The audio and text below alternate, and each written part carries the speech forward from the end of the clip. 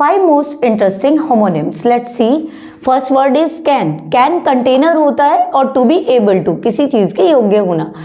Next हमारा है watch. Watch क्या होता है? अ टाइम पीस, यानी घड़ी को बोलते हैं हम वॉच। टू ऑब्जर्व, किसी चीज को देखना, निरीक्षण करना, वॉच होता है। नेक्स्ट हमारा वेल। वेल क्या होता है? हमारा कुआं। ये वाटर सोर्स हो सकता है, इन गुड हेल्थ भी हो सकता है वेल। नेक्स्ट हमारा है राइट। राइट मीन्स होता है ठीक, यानी करेक्ट हो सकता है, या अपोजिट ऑफ लेफ्ट, यानी opposite of left means left direction, right direction. Direction के लिए भी राइट वर्ड यूज कर सकते हैं।